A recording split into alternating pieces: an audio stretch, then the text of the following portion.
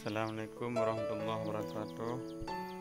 Alhamdulillah, saya pada pagi ini sudah berada di sawah saya dan saya akan lihat perbedaan pupuk yang memakai eco farming dan pupuk yang memakai pupuk kimia.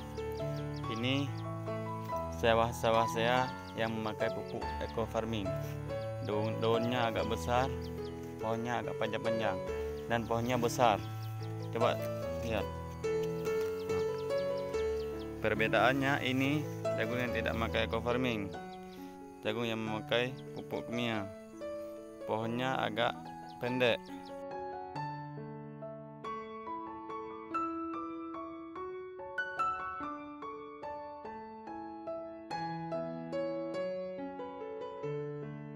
Lihat perbedaan pupuk yang memakai eco farming dan pupuk yang memakai pupuk kimia.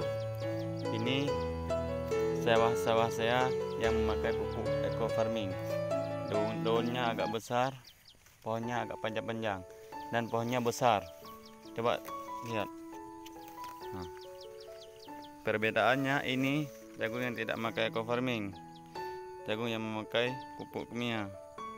Pohonnya agak pendek, daunnya agak kecil-kecil.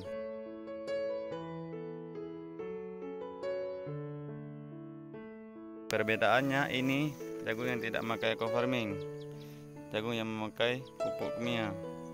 Pohonnya agak pendek, daunnya agak kecil-kecil.